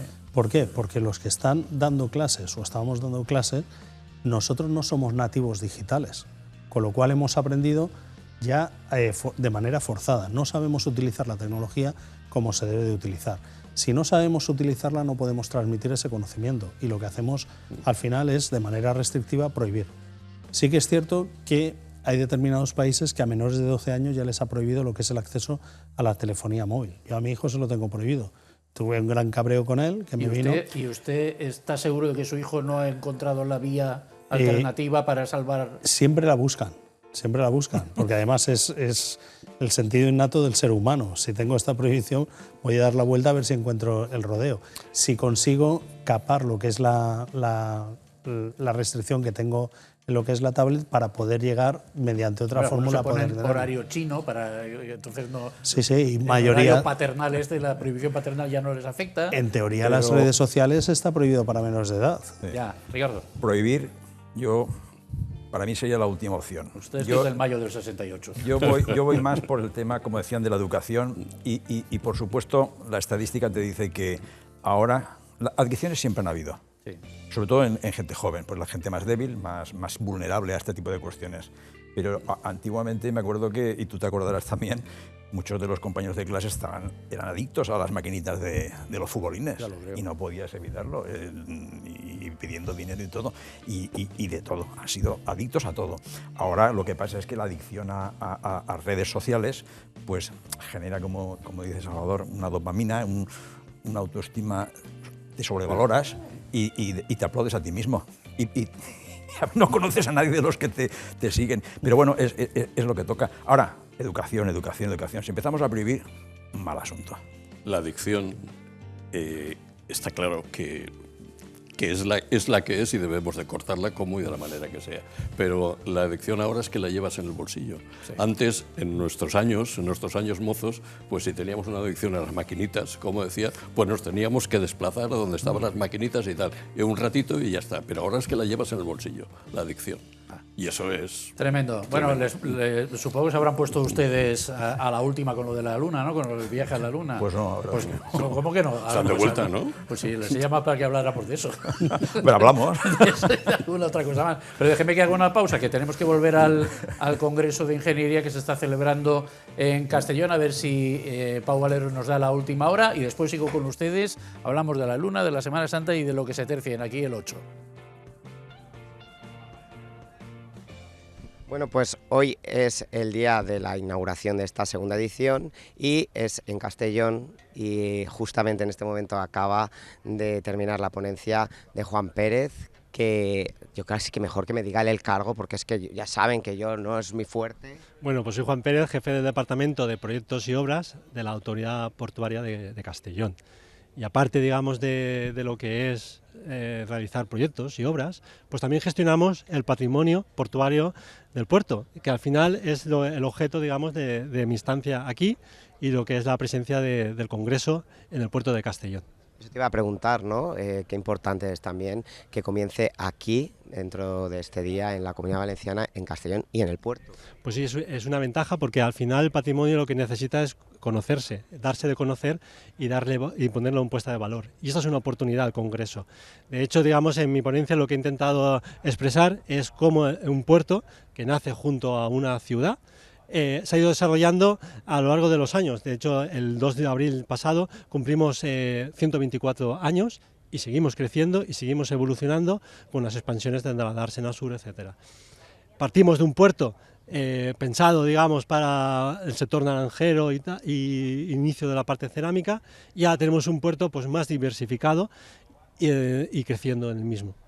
Sí, y sobre todo también, pues lo que decís, ¿no? La importancia dentro de una ciudad como la de Castellón, en este puerto que ya 124 años y creciendo. Por supuesto, la importancia es tremenda en el sentido de que el puerto tiene que favorecer, digamos, identidad cultural y al ciudadano, y pertenencia justamente al ciudadano, tanto desde un punto de vista, digamos, económico, en el crecimiento del mismo, pero también, digamos, social.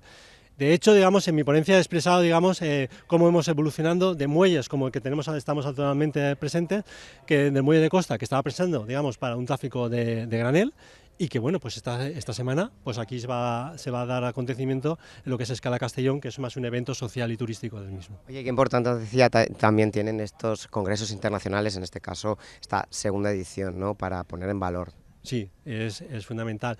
Al final, el patrimonio que nace sobre todo en la ingeniería civil son infraestructuras. Pueden ser carreteras, puede ser ferrocarril, que también hacemos ferrocarril, hicimos en el pasado y seguimos haciendo en el presente en el puerto de Castellón, y eso hay que darle valor. Y el ciudadano debe conocer esas infraestructuras. Esto es una gran oportunidad en el sentido de que eso le fomenta, digamos, en su calidad de vida, pero también en su crecimiento, digamos, social y económico. Muchísimas gracias, Juan. A ti. A seguir disfrutando de este día del Congreso de Castellón. Exactamente. Y nada, nosotros continuaremos porque mañana pasado en Valencia y se cerrará en Alicante, vertebrando toda la Comunidad Valenciana. Ahora pues vamos a hacer una pausita para publicidad y enseguida seguimos en este animado debate que les anuncio que vamos a tener sobre esta gran aventura de nuevo del ser humano yendo a la Luna, pero no quedándose en ella, no bajando y regresando ya camino de la Tierra, a donde se supone que llegará el próximo domingo. Volvemos enseguida. Aquí estamos en Aquí el 8, hoy con Salvador Puigdengolas, en esta segunda parte del programa, con Salvador Puigdengolas, con Arturo Casinos y con Ricardo Romero. Hemos dicho que íbamos a hablar del viaje este que se está produciendo, ida y vuelta a la Luna, así que por alusiones, don Arturo Casinos, hoy empieza la campaña de la renta, ¿no? ¿Pero van a pedir la Luna? Hoy empieza la campaña de la renta. Sí, ¿Qué? ¿Usted qué es asesor? La dolorosa campaña de la renta. Hágame un apunte, venga, y hablamos de la Luna. Hágame un apunte. ¿Qué tiene? Nada, de particular, ¿no? De particular. Como todos los años, más o menos.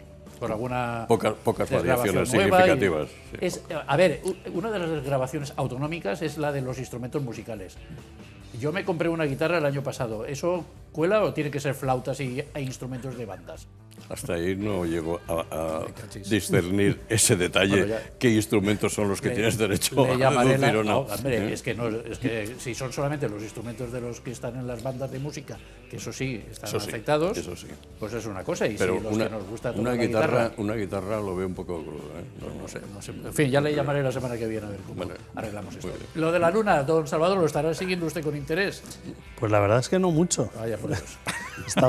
Sé que están de vuelta, que han visto la cara oculta de la Luna. Están de vuelta de todo. Claro.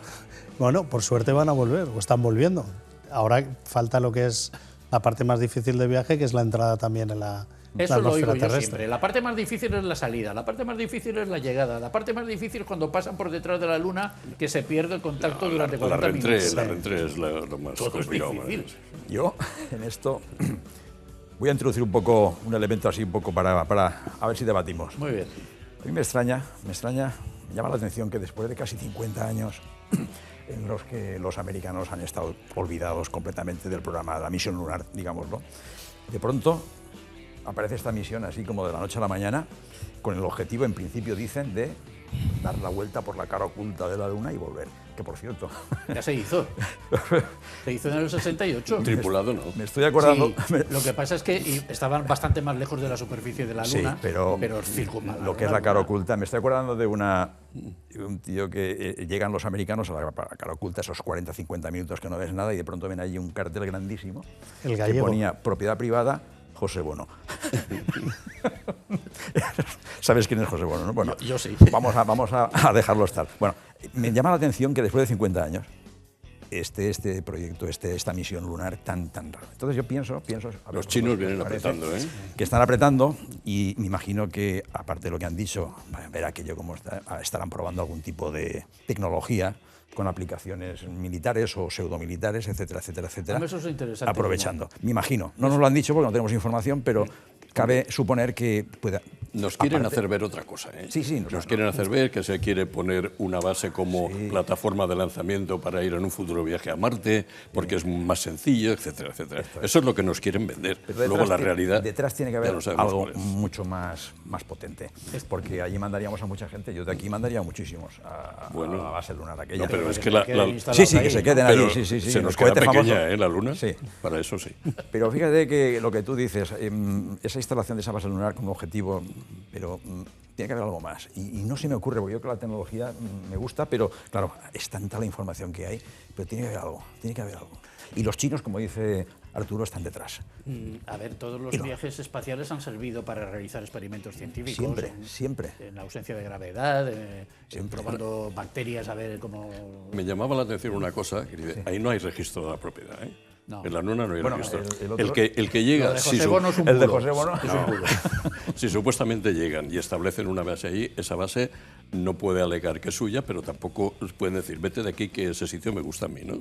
Entonces eso ahí hay una falta total y absoluta de legislación en todos los sentidos, que ya veremos algún rifirrafe se puede organizar en tiempos futuros, ¿eh? O sea, y no muy lejanos. Si dos países quieren ir al mar de la tranquilidad... todos buscarán el sitio más idóneo para lo que quieran conseguir. Pero tampoco lo había en la Antártida hace muchísimos años y al final se han puesto de acuerdo. Sí. O sea que al final te pones de acuerdo. Es un sitio tan frío que vaya tanta gente... Fíjate tú, pues mira en la Luna. No, pero este tipo de cosas le voy a preguntar al más científico de los tres, que es el único que... No, siempre se han utilizado estos viajes para realizar experimentos y para comprobar cosas. ¿Por qué no? También militares, claro. Sí, no. Y la finalidad es esa. O sea, al final todo subyace en una serie de intereses científicos militares para justificar lo que son los viajes y la inversión, la ingente cantidad de dinero que se gasta en cada lanzamiento de cada cohete que sale al espacio. Y de la base Luna, de la base que tenemos orbitando alrededor de la Tierra.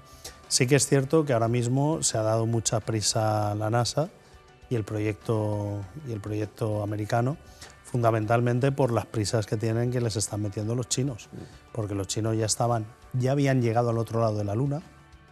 Eso sí, habían llegado con robots, habían cogido muestras y las estaban analizando, las habían analizado. ¿Qué es lo que han encontrado o qué es lo que tienen? Pues no lo sabemos, pero algo que venga a justificar la inversión de lanzar un cohete a la Luna y de posicionarse con una base en la Luna para extraer minerales o cualquier otra materia hemos visto que en la hay Tierra allí. Que ha habido mucha lucha por las tierras Las raras tierras en raras. Ucrania y en otros sitios. Yo no sé, aquí no he oído hablar de tierras raras en la Luna, pero sí que hay. Explorar, yo no, pero sí, seguramente lo habrá. Habrá interés por eso y habrá interés por el agua que se supone que hay en las zonas congeladas, en la cara oculta que por otro lado...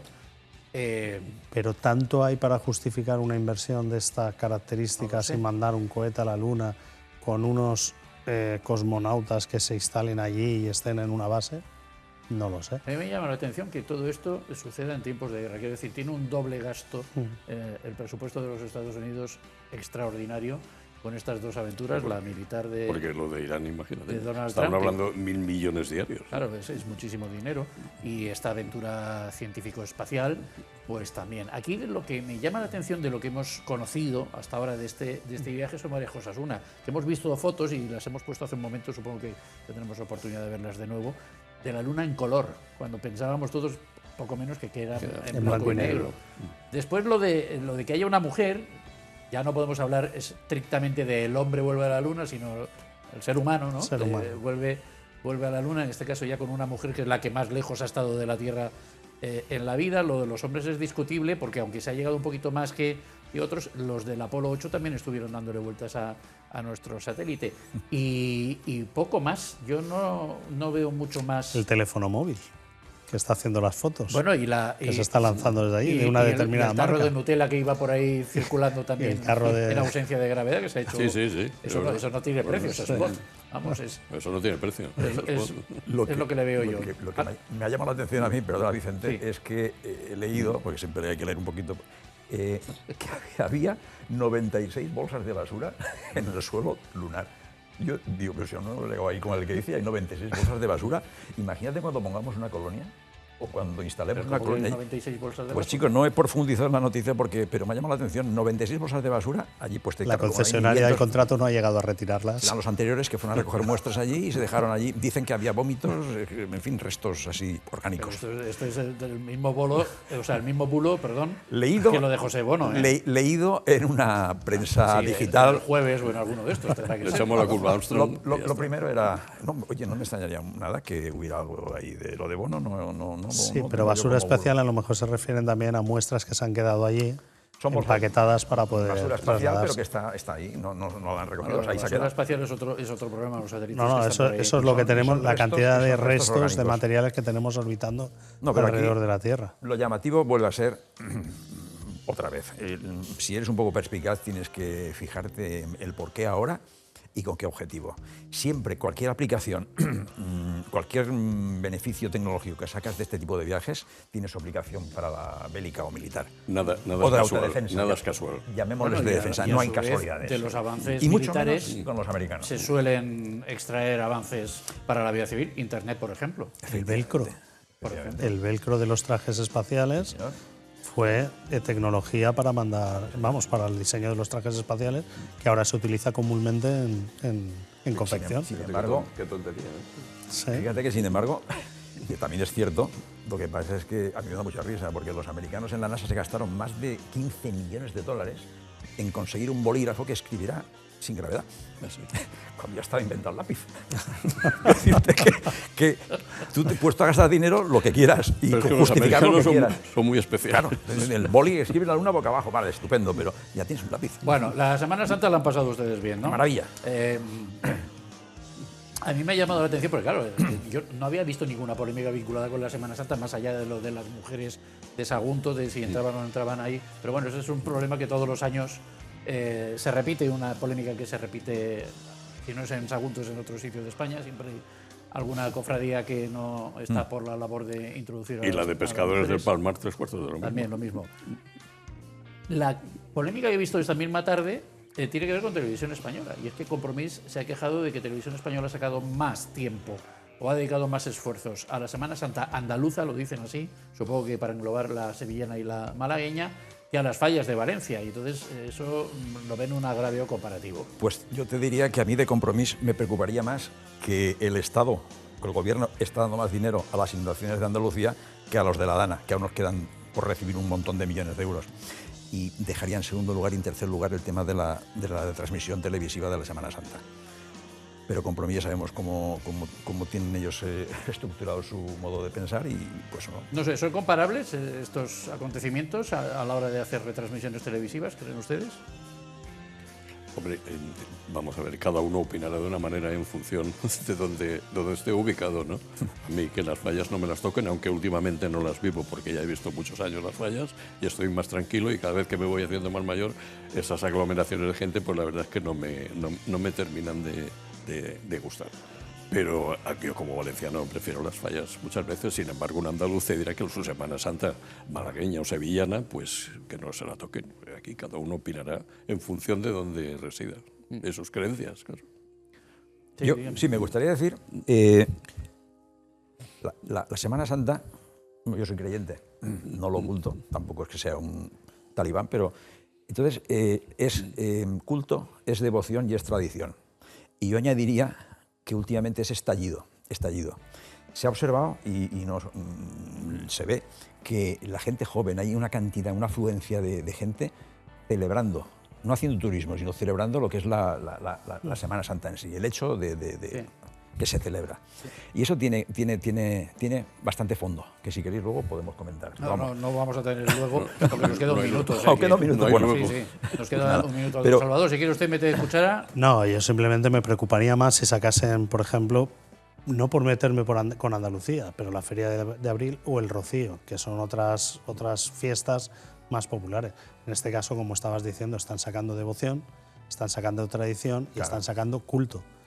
El culto y la devoción que tienen en Andalucía, por lo que son unas tradiciones, que en este caso la Semana Santa de Sevilla o la de Málaga, equiparable a la de Valladolid, Zamora o Cuenca.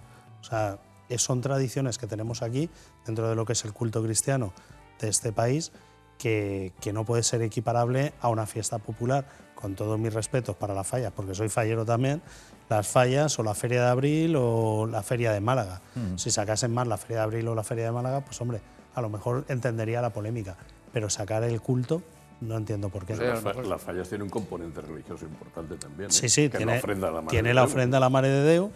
pero no tiene lo que es esa devoción en lo que son las estaciones, de lo que es la pasión y vida de Cristo. Don Salvador, don Arturo, don Ricardo, que ha sido un placer una vez más. Igualmente. Muchísimas gracias por acompañarnos. Y a ustedes, señoras y señores televidentes, queden ustedes con Dios. Mañana nos volvemos a encontrar en Aquí el 8.